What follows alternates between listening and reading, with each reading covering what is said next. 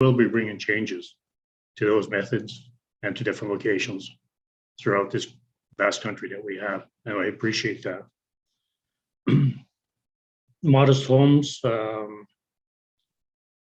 have usually seeked new owners. The old owners go into bigger, better, and more costly units. So people always tend to look for better prosperity, better comfort, more economical base ownership. Well, who really owns who? Do the people own their houses, or the houses own the people? You know, that's a question I've been asked many times, and we've often looked at that. But maybe the program and the banks own both.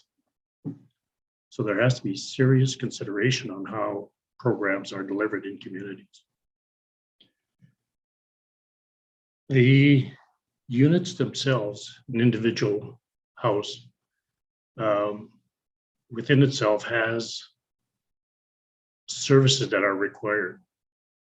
It's the services and the house combined that make houses efficient and also makes a house a home. So when we look at the combined units, we're looking at good homes. So the challenge before you is to provide energy efficient homes. The challenge is yours to achieve. The communities await your achievements and success, and we know you're going to have success. So go forth, make us happy with our comfortable homes that are energy efficient, low maintenance, and a reasonable market value. As the opening remarks was that I would provide a prayer. I'm going to be very upfront with you. I'm not a praying person, but I do offer you success. And I offer you comfort in knowing that people are dependent on a successful program. I wish you a great meeting today. May the Creator provide you leadership. May your guides lead you, and may you have a very successful meeting today. Thank you.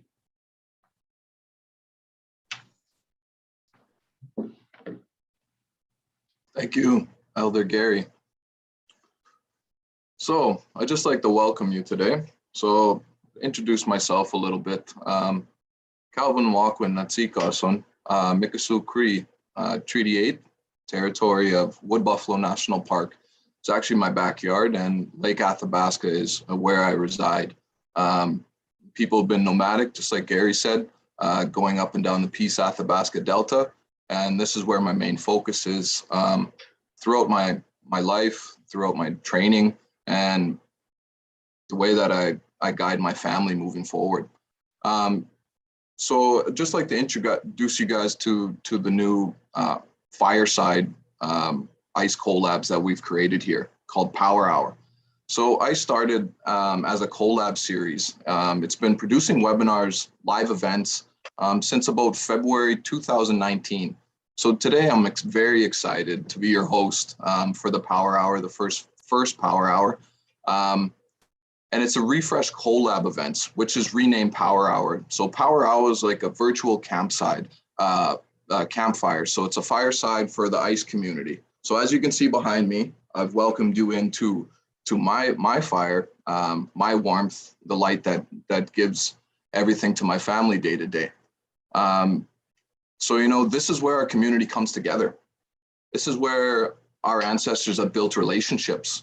This is where we share stories of Indigenous leadership, of past leadership, government styles, the clean energy sector. Just as fires provide warmth and light, Power Hours provide the energy and inspiration. So they guide the Indigenous clean energy projects forward. This is a vast network that you can reach into, and you know, you don't have to fix the whole wheel. You can adjust the spoke and keep moving forward. So it's our hope that the experiences, the learnings will drive collaboration, will drive Indigenous leadership into an energy transition. So today, just some pointers, some participation keys. We invite you to participate in today's session. And as you can see at the bottom of the screen, there's a Q&A little tablet function to ask questions during the session.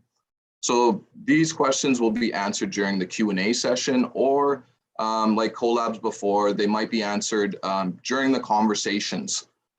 Anything that is unanswered will be answered after the event.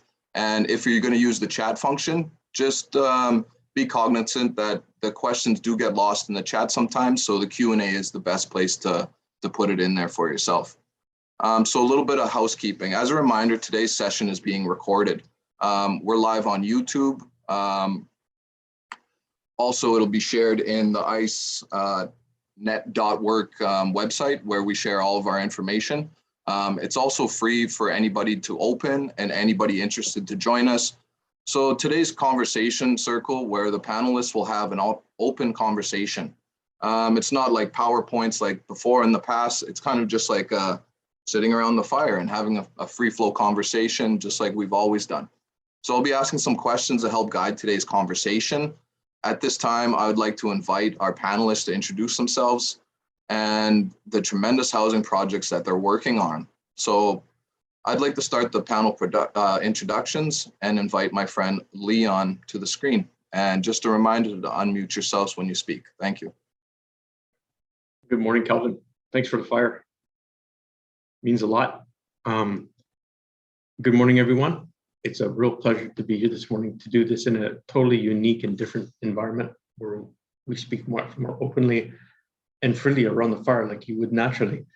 My name is Leon Cardinal. I work for the Fishing Lake Métis Settlement in Treaty 6 territory in Alberta. I'm sandwiched between the Alberta-Saskatchewan border and Frog Lake First Nations. And so we were involved with the Indigenous Housing Innovation Initiative, and we have developed a net zero triplex. And I will share some pictures of that with you at this point. Here's just a snapshot in its full solar array of it. It is a net zero project. A triplex, meaning there's 3 units. There's 2 family units on the end, and the middle is a fully accessible elders unit, seniors unit.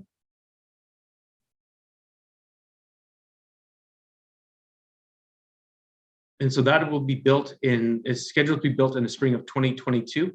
We're using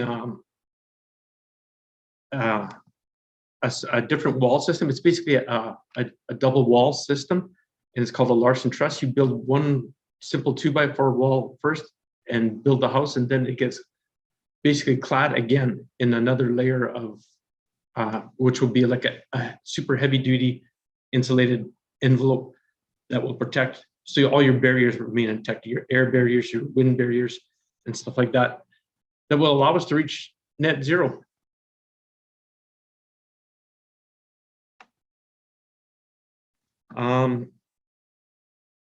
So the net zero build is a standard created by the Canadian Home Builders Association. And so basically this house is very much balanced in the fact that it creates as much energy as it uses. And so we will begin to tackle some of the ongoing utility battles and costs that we have within our community, and to help start to ease the burden of both the environment and the economy for people. That's it. If anybody has any questions at any point, please feel free to fire them away. It's the interaction is very dependent on how well we can get our message out and get that back from the audience. So back to you, Calvin. Hey, thank you, Leon. And we'll hear more from Leon coming up. And I'd like to introduce Patty to speak, and just a short introduction on herself, and then we'll continue. Thank you. Hi, I'm Miigwech Kwekwe. My name is Patty Pettigrew. I'm a member of the Algonquins of Pikwakanagan First Nation in northeastern Ontario. I live part-time on my territory, and the other half of the time I live in Toronto. And that's where the project I have it's in Toronto, and it's Thunder Woman Healing Lodge. And it is a project designed to for Indigenous women who have experienced incarceration. So I'm actually just the visionary of this, and I have with me today Mark Lowe, who is our architect, and who can answer all the technical questions that and do the explanations for you. I guess my purpose for this project is as the person who has been given the vision to build this project. So I don't know if we want Mark, my architect, to do some explanation about the building right now. If so, we could do that. I think we can wait till the end of the session, or maybe if he's just brief, he can pop up right now. Yeah, I mean, I can just Welcome, Mark. Thanks for having me. I mean, I'd be more than happy to answer any of the technical questions. One of the aims was to, achieve net zero. We didn't actually hit that target. It's very difficult on an urban site to do that. But one of the strategies we used was passive house standards, and we also used heavy timber to kind of remove some of the embodied carbon in the project. So I can talk to the strategies later. But thanks for having me. I'm happy to answer any technical questions. Thank you, Mark. And anything else from you, Patty, before I introduce Kyla? No, I think that's good for now. Okay, thank you very much, Patty and Mark. Kyla, would you join me on the screen, please?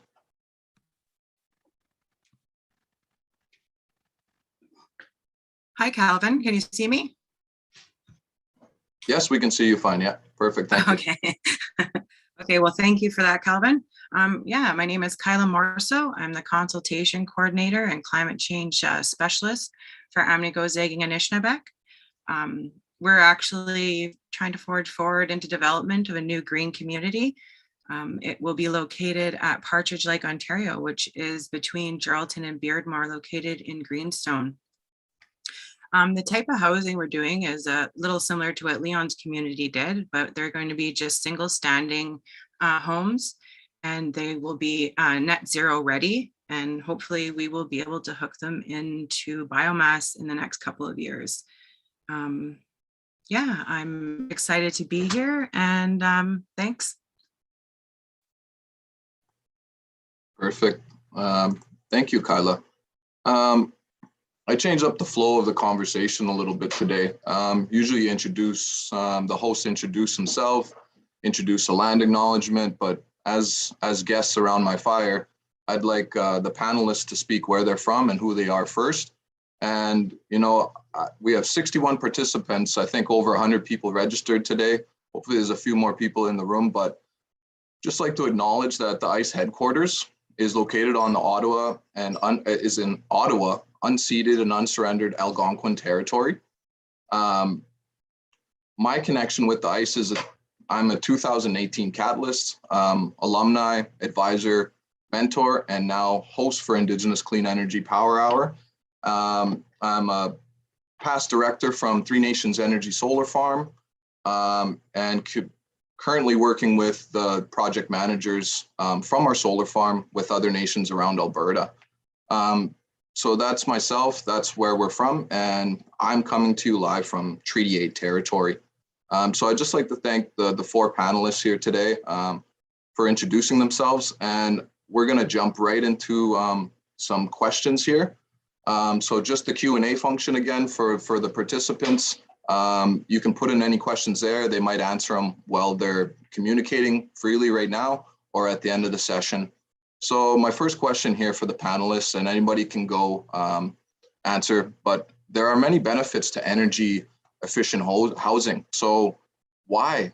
Like, why is it important to you, to your community, I guess, but why is it important to you to be in this kind of work for efficient housing?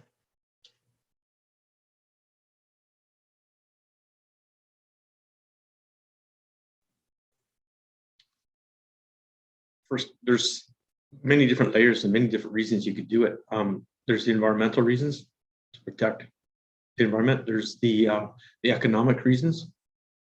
There will be vast savings and vast economy created from this. And there's, another reason is social conscience. And also for health reasons. So there are many, many different layers and levels and reasons to do it. It's which one sticks with you. Perfect. Patty, see your hand up. Yeah, so I would say for me, as per the original instructions that we're the caretakers of the land. And, my project is in Toronto and I see these massive buildings going up everywhere. And for me, there was just no other way we could go. I think that as Indigenous people, we're going to lead the way in this clean energy. And there should not be another project, another building, and as I say in Toronto, that doesn't take into consideration clean energy building. We don't have a choice, and I think we are leading the way in this. And I think that as caretakers of the earth, it is our responsibility to go this route. Thank you, Patty. And I agree with you. I see the way that economics, environment, governance is going, and it seems like, we're not the problem anymore. We're the solution. And the way that we're going is creating that equilibrium between economics and environment. So thank you for that, Patty. And well, I just want to say we've always been the solution if they would have listened to us. Always, yeah. But now we can work together and walk hand in hand for a climate-friendly tomorrow.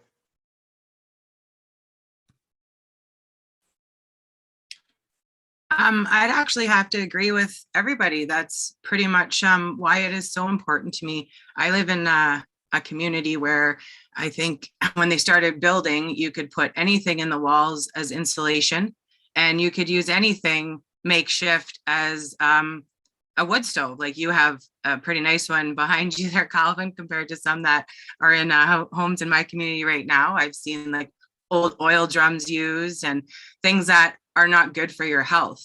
And I have to agree with what Patty was saying too. I think that Indigenous people will lead the way in this, and we're actually caring for Mother Earth when we're thinking of our next development project. Or, for us, we have the perfect opportunity because we received our offset land and we are building straight from the ground up. So we have that opportunity to build healthy, right? And like Leon said, a lot of the renewable energies like biomass, it's going to bring some economics to places where essentially it's all dying out. Like I know where I live, the economy is not good right now. And this will bring a sense of pride as well as a sense of employment, and it'll be healthier for my people. So that's what I think is important to me the most, is the health of my people. That's great.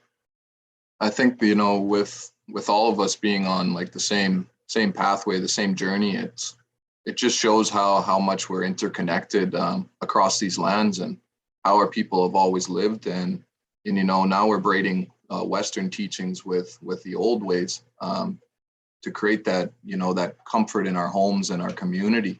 So thank you for that, you three. And anything from Mark?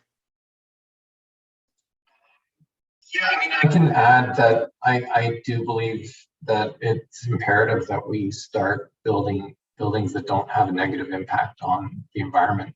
I know that a lot of greenhouse gas comes from our current stock of housing, and trying to rethink what these buildings can do by minimizing their impact on the planet is incredibly important.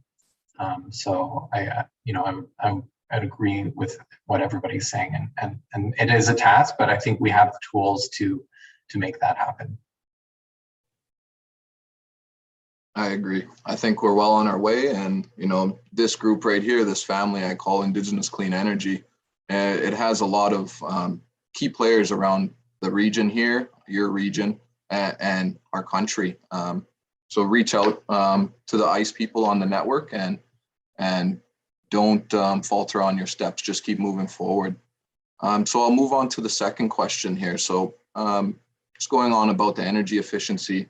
So given that energy efficiency is relatively new to you all, I'm sure you've done a lot of learning so far. So what have been some of your biggest learnings, I'd say, so far in trying to develop developing dwellings that goes beyond basic building codes or the codes that are specific to your areas? Because I know, being in a northern climate like myself, Calgary sets the standards for Alberta, and we're not in a climate controlled, environment. We're in minus 63 and then plus 37. So, what are the biggest learnings on developing the building and stuff like that, going against like the basic building codes when you're doing these retrofits? Well, for us in the new build, yeah, you're right. There's different climate zones within Canada, and you have to build everything is specified out to that specific climate zone, and there's a lot that goes into it. There's actually like a science to it, and so it wasn't just like, well, we're just going to do this, we'll use this. We're using a standard, if you will, through the Canadian Home Builders Association, the net zero standard, and then we have to take in consideration your regional effects. Like what we have to do here is different than what you would have to do in Calgary versus different what you would have to do in Victoria to meet a net zero standard. So those are, it's a very, very fluid. It's not one answer right across the country. So that's one of the key things I learned. Another key thing is this is just the first step in energy independence. So if you took a look at an energy hierarchy, where at the end you're creating your efficient energy. Well, to create that efficient energy, we need to make sure that our buildings are efficient. So that we're really setting the stage for all the future work that needs to be done in renewable development. So that is one of the key takeaways, is that's how important this work is. And Leon, just to elaborate a little more, I think I see something in the Q&A that relates to this. Before you get to that point of putting the retrofits into the homes, insulation, the trades, and the skills that come with it, I think Elena asked the question for Leon to speak more detail on the trades and the management training. Like, I know that we don't have enough capacity within our nation and community. So what steps did you take to add, capacity to the members or the ones that are helping out on the project? First of all, is I guess you start to look at the models for successful. So we need to step in, and we need to make sure that they are supported and mentored through that. So when I talk particularly about targeting young people to help really drive this forward. Yes. So using that, you take them under your wing and teach them a better, I don't want to, not to quote Dr. Hooker, but teach them a better way, and support them. And the other thing would be really looking at what you're going to do and what are your capacities, and where do where do we need to start to fill them? And we're constantly working on this. We know that we need a lot of more tradespeople. We know that we're going to need to be specialized tradespeople in the area of maintenance, and that refrigeration mechanics as a very, very up and coming trade that will be very much in need over the next few years as we look at how do we continue and maintain our things that we're putting in, such as heat pumps and more elaborate systems. And it's always listening to what else is that we need, what else is it we need to do that we don't have here. We know we don't have the capacity right now to complete all our own audits internally.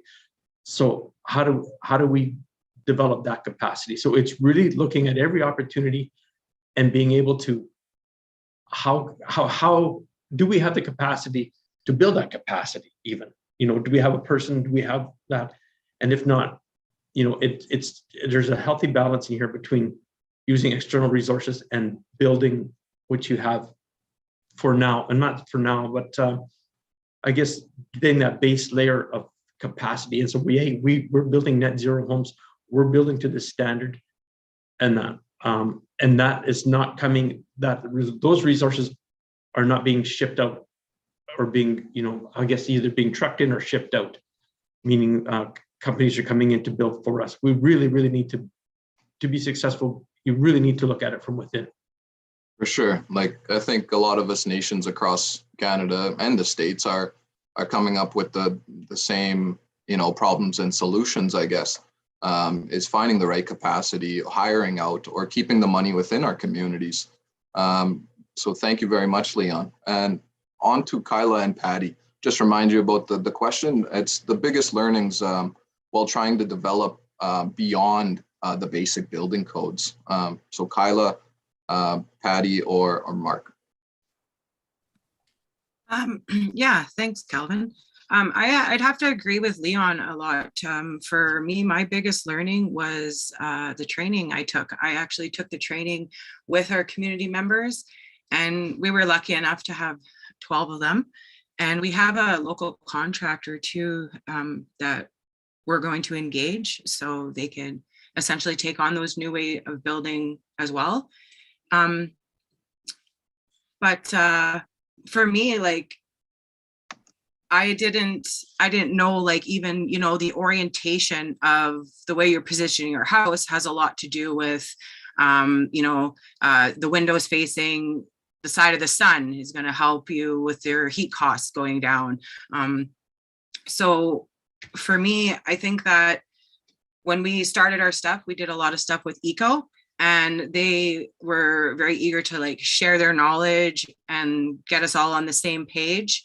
So at the end of the day, all those like additional steps that we're learning are those steps that are going to make the house tighter, more energy efficient.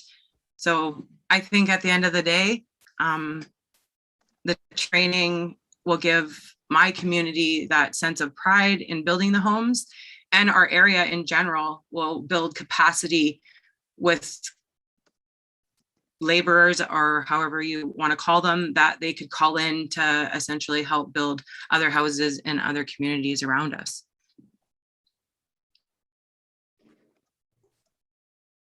Thank you, Kyla. So I think I would turn this question over to Mark. I mean, from the very inception of this building, the whole thing has been a learning experience, a real learning experience on all levels, So, but Mark, I think you can answer to that. Yeah, so I think one of, and here's the image of the building. I mean, one of the kind of strategies beyond the building code is employed in this building is minimizing, actually eliminating fossil fuel energy use. So we, you know, the water heaters are electric, high efficiency electric water heaters for domestic hot water. And just in that, trying to achieve renewable energy sources to power this building. So everything's electric. The higher levels of insulation, for example, putting the insulation on the exterior, typically, for example, in the building code, you'll see things like you need a vapor barrier on the inside. But at this point, you know, positioning the vapor barrier is really important. The amount of insulation. So in this building, we have R45 walls, R60 roofs. You'll notice most of the windows are punch windows. They're triple glazed, and all of these elements do cost extra, but the actual energy bills that will be seen at the end are radically reduced. Unfortunately, just to kind of comment on Kyla's comment on positioning the building, we didn't have an option on this urban site to position it. So typically when you're designing a building for making the best of the sun's energy, you want to have south facing glazing. We didn't have an option. You'll see the blank face is south facing, so that just means we had to work extra hard in making this building efficient. We don't benefit from the sun on the south side. We have the north, east, and west side. And having these punch windows, having different strategies, we also went beyond the code when it came to I heard Leon speak of comfort, so using VAVs and ERVs to basically continuously bring in fresh air. The air quality is a really important element of this building, and how do you do that while saving energy? That was a big concern. So I think maybe I'll have maybe Patty can speak to the image here as well. I'm sorry, Mark, what did you say? I could speak to the what? Oh, if you want to speak to the image here that was shared, this is the development. So if everyone's wondering what this is the Thunder Woman Healing Lodge. Yeah, I think we could, I don't know if you want to hear about this right now. I could speak to it later. I think I mentioned that this is a lodge that will be for women leaving correctional facilities. And there are, so we have like bail beds, we have correctional service beds, and we have apartments, transitional apartments on the top 2 floors. And on the very top, we have a garden. We'll have a medicine garden up there. I don't know if that's kind of what you need to know. That's perfect. So it seems like, everybody's using the building codes as a baseline, but we're going above and beyond, or, doing it to how it works for our community, our region, the way that we build, or the way that we experience living in these dwellings. So I saw a Q&A question. It just kind of leads into my next question for the panelists. And this is one thing that I've come up quite a bit with being past leader in my nation is, how is it affordable when we have limited budgets, no economic stimulants, on reserves, and others that have to come in and construct it with higher costs, and our money leaves the community, is what I often hear. It's from an anonymous attendee, but this is a live question that is asked all around. And, I'll go right into my next question, because we can kind of answer it with it. So partnerships, this is one thing that I preach on, is that you have to take your time along the path, along the journey, to get to know who you're working with, not just to sit down at the table with each other, but to have meaningful dialogue and conversation, get to know each other on a ground level, in the bush, on a kayak is what I do. Take them out to see, the beautiful water. But, partnerships are a very valuable piece of the puzzle for a successful project. So what partnerships have been helpful to you, and how did you go on in making these partnerships? Was it through, through the nation, through investors, through government? Just elaborate, all 3 of you or all 4. How did these partnerships work for you?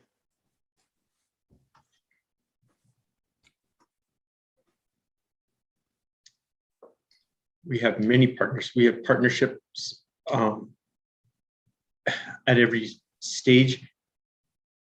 They're interwoven throughout the entire project, from our partnership with ICE, our partnership with Bringing It Home, our partnerships with our architects, David Fortin, our funders, Canadian Federation of Municipalities, Canadian CMHC, IHI is a major partner of ours, Indigenous Housing Innovation Initiative.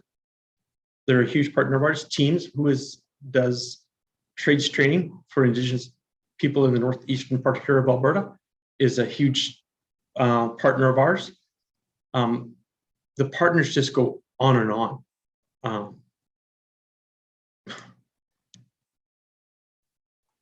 How do we get there? Some of them have been through just the exposure of the project. Some of it is, I guess, you know what, you doing your research from this end, you know, developing the project. Where can we find, whether it be this resource for that, or we need this funding, we need to develop this, all those different things. So your partners are just limited by, Yes. you know, I guess our own limitations. Yeah. And it takes time to find that right fit of a partner. You know, Absolutely not everyone is the right partner right away.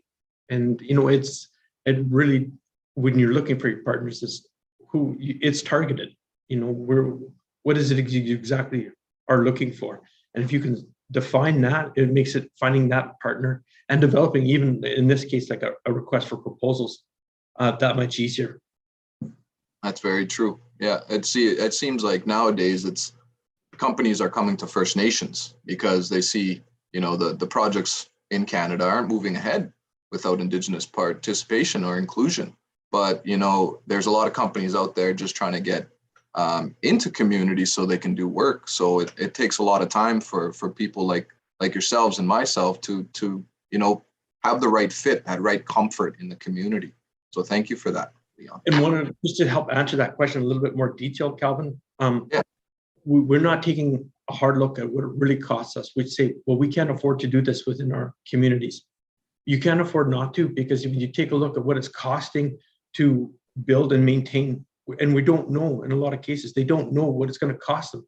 We built this for, to take a number there, 200,000 today, and that standard is right at the very, very base. Yes. Maybe you have to double that money again in 10 years to be able to maintain it and to be able to, or replace it. So it's really looking at what the true dollars and cents are of maintaining what you have versus maintaining what you could have. Perfect. And there's huge money to be saved there. For sure. Yeah. And dollars to be put elsewhere, like building capacity. Into the community, back into the community. Exactly. And Kyla, Patty, or Mark, the partnerships and what you've learned, and, you know, how it's, you know, completed your puzzle in your project. Well, I think like Leon said, you have to, God, when I started this, I couldn't imagine the partnerships that I would have had to have formed. And to his point, you know, we could have built this building for a lot less money, but then it wouldn't be, you know, energy efficient. And like Leon said, we can't afford not to do it. We simply cannot afford not to do it because there's a much larger picture here. I mean, we formed a partnership with IHI, and I think that was one of our first partnerships. And then CMHC, we had to form partnerships with the City of Toronto. That was really interesting because, you know, working with organizations like CMHC, I'm so glad that Frank Horn was there to help guide us through that process, because I don't know, I would say that a lot of times in working with CMHC, it's almost like they spoke a different language, and just trying to understand, you know, I kind of call it bureau babble, but trying to understand that language to get those funding dollars.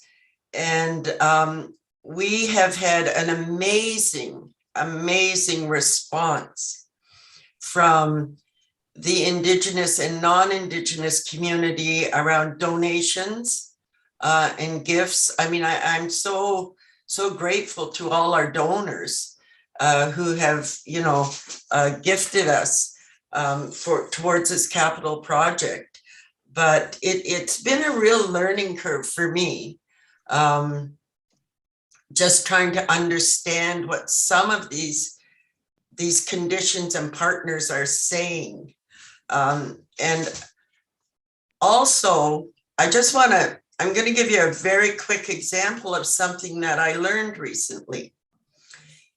In the city of Toronto, when you apply for a building permit, you have to pay money for it. But the city of Toronto collects that money, and some of it goes to the Catholic School Board. So when I found that out, that every time we're going to apply for a permit, we're contributing towards the Catholic School Board, I took issue with that. And I said, that's not going to happen. That's just not going to happen. So this was months of working on this, but last week, and by approaching our mayor of Toronto, last week, the Catholic School Board made a motion to exempt Thunder Woman from those development charges, along with 5 other Indigenous housing agencies. And the total savings on that was like $370,000. And so when you build off reserve, you're contributing to those Catholic School Board charges. And my own personal opinion is that we should not be giving them 1 cent, especially in light of our children and our survivors. So if you're doing a project off reserve, your municipality in Ontario will be collecting money from you that will go to the Catholic School Board. So that was just a little thing I learned along the way around permits. And I'm sure Mark could probably speak to other things, but we have formed some wonderful relationships, but it's been a real learning process on how to work with them. And also, and I would like to say this, how they need to learn how to work with us, because I'm not working on reserve. So, I'm working in a city, and it's very important that it's not just us learning how to work with them. They need to learn how to work with us. So that's what I have to say about that. Thank you, Patty. And I agree with you. It's that cultural awareness, or, that sensitivity that comes with working with First Nations people or a community or another organization is that meaningful dialogue. You got to get to know who you're working with on these projects and moving forward with together. Absolutely, Calvin. Listening to both Leon and Patty, I'm realizing how many partners we actually have. And it all actually started with the program, the 2020 Catalyst program. When I started it, we were kind of like looking at different renewable energies because it was something we wanted to do. We just didn't know how to incorporate it into our ideas. So my community said, did you want to apply for this? Then take this program. Sure.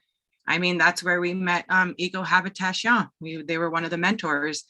And that's how we started forming our sort of plan on partners that we were going to pull in, then bringing it home, then IHII. And then same with us, we have one of our biggest partners is CMHC. So it's like every project is different, and it actually takes those right partnerships to forge it forward. Because for my community, I know that we did have some longstanding advisors that were traditionally just standard building code. They didn't really know how to incorporate any of the energy efficiency things that you have, anything to do with net zero. even for Colliers, it was a big learning experience for them to be pulled onto this project as our advisors already. And then they actually learned how to build net zero and move forward.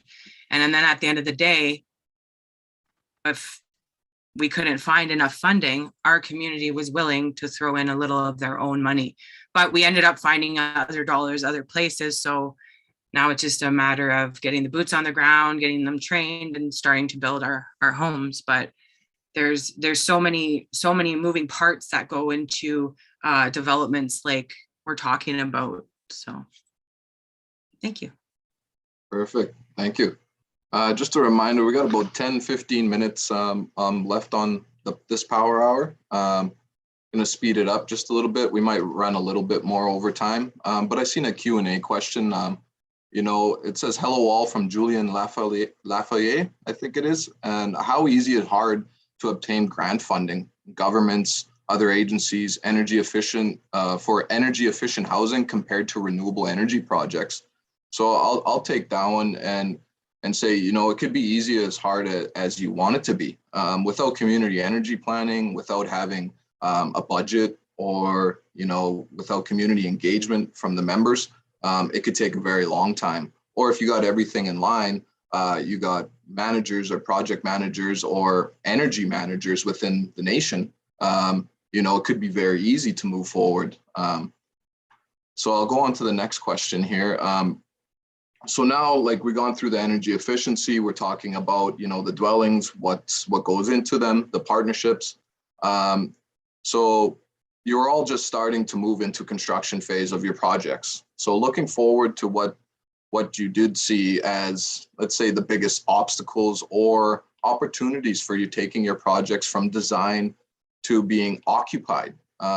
So obstacles and your biggest opportunities from the project design.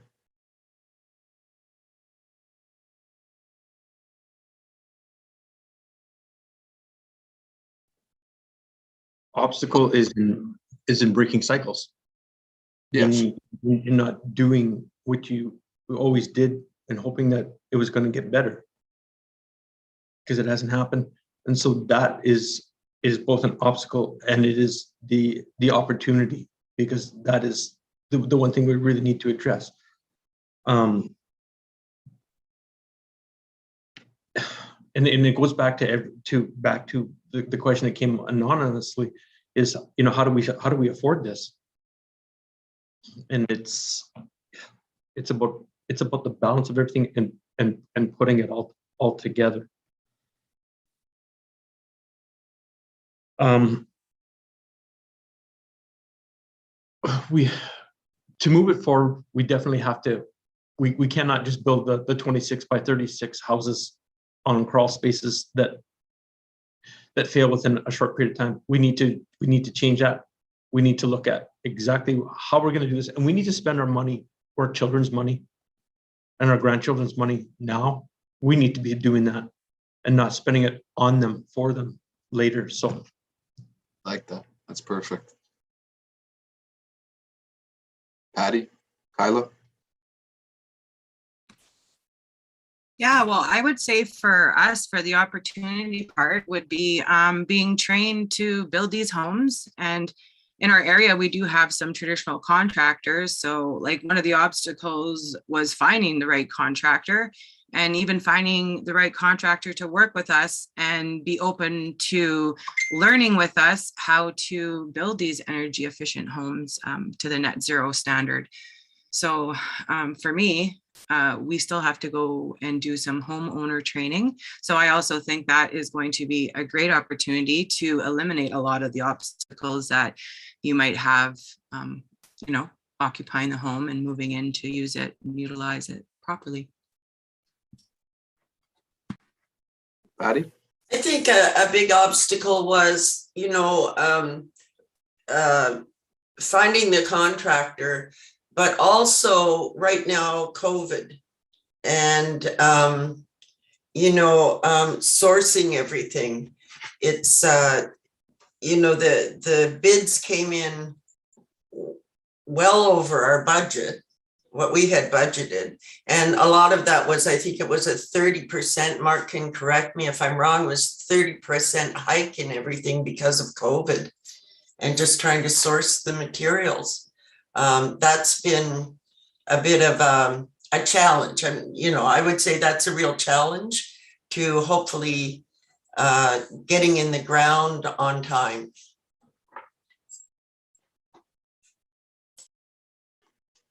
And Mark, anything to add before I go on? Yeah, I mean, I would just echo with Patty that COVID did have an impact. I mean, the one thing that is challenging is how do you save that money? But also to Leon's point and Kyla, the impact of not, like what is the real cost? That, you know, no one really thinks about the real cost. And yes, it might be 6, 7%, 10% more, but what's the cost of the planet and the environment? And we're all kind of facing that. So I think that's something that has to be incorporated into the equation. Okay.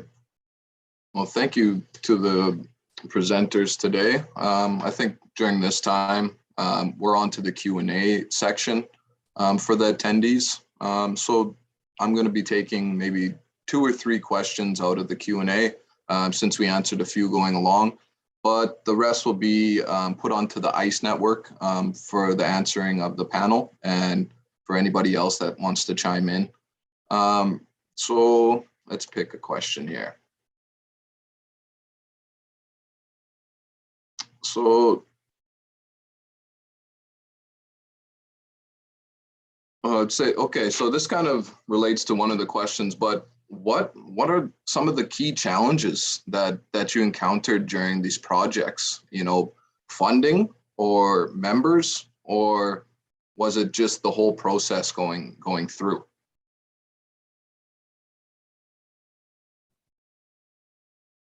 The whole process is important, and because I had to unlearn some things that I had learned, I had to make some changes myself and understand things in a different, look at things in a different capacity, a different context, to understand what needed to be done. So, you know, and then just developing, because along the way you're developing, in really the biggest thing is that vision of what you're trying to achieve, and then getting that big picture and then just walking it backwards into manageable pieces that you can handle but on a daily basis, if you will. So if anything, sometimes you look and say, oh, I can't do that, that's overwhelming. Well, we don't eat buffaloes, or we don't eat elephants here, but we can eat buffaloes here, so we're just going to eat buffalo one bite at a time, Calvin. So, and that was, and that's really it. Is, you know, really focusing in on what the challenges and objectives are, or the challenges within those objectives, and trying to find those solutions. And you know what? We might not have them all at this point because we have some things that aren't tested because we're not built and we're not all those things yet. And so it's going to be an ongoing learning experience, if you will. And hopefully we have the opportunity to continue to share that story, and so we can make that path forward even easier for people. It's very true.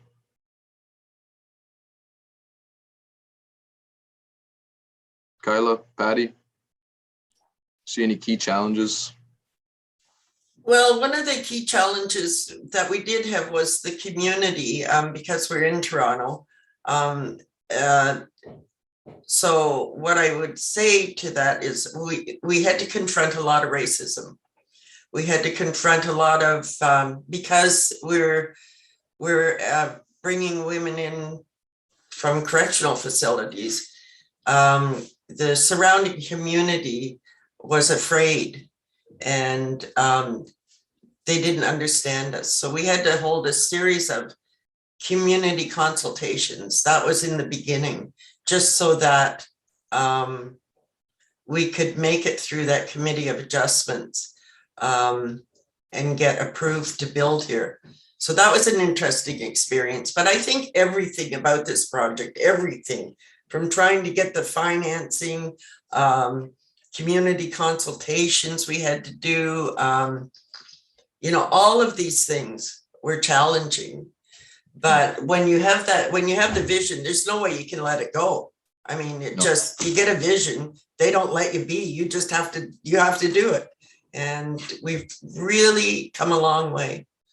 So just stick with it and just, you know, I always say it's squeaky wheel gets the grease. Just keep squeaking and get that money and keep at it. Thank you for that, Patty. And that's very correct. Yeah, I agree with Patty on that as well. For our project, like how Leon said, we're not quite there yet, but my biggest challenge was just essentially educating our community to why we should go with net zero or net zero ready builds instead of like the traditional standard ones. A community that actually is our neighbor did that learning curve for our members and just went with the local contractor.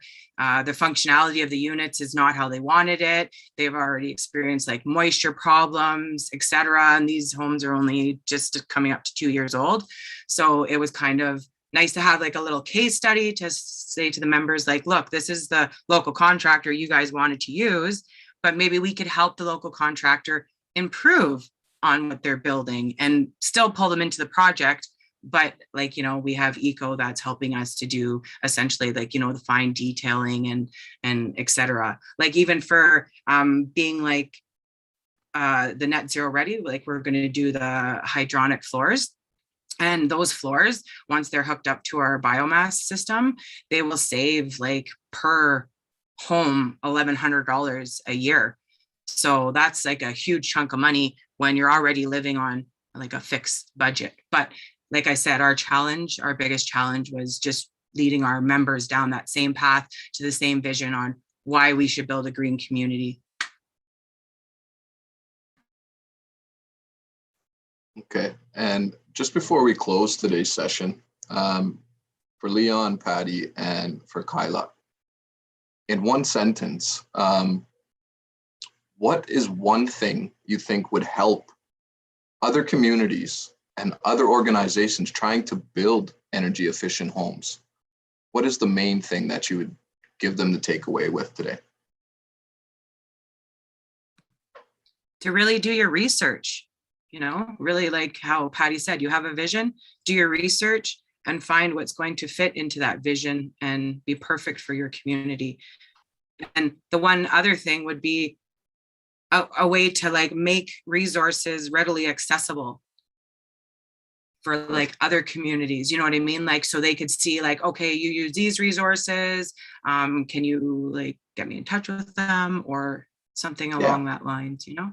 Yeah. It's not starting from scratch here, working collaboration. And Leon? Creating community understanding about what you're doing, what the impacts are. The true financial costs of housing as it stands today versus housing to what we envision it to be, what it needs to be. And those are not all measurable because we've talked about health impacts and all that. The impacts of this across the board from a financial perspective are astronomical from the impacts it will have on the ripple effect on systems across Canada. So it really is informing and educating and engaging and communicating and talking around the fire in your home communities. Yes. Patty? So I guess one of the things that I'll say as a takeaway is just always remember that when we go after those dollars, we're not asking for something that isn't ours. Because at the end of the day, the money that we get is ours.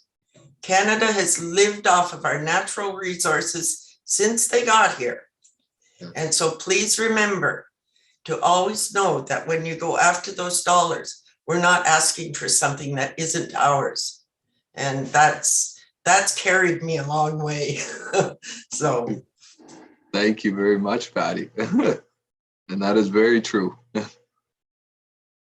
So today, I'd like to take this time to thank Elder Gary, to thank, the family that I shared my time and energy with today, the attendees, the panelists, Kyla, Leon, and Patty, and Mark.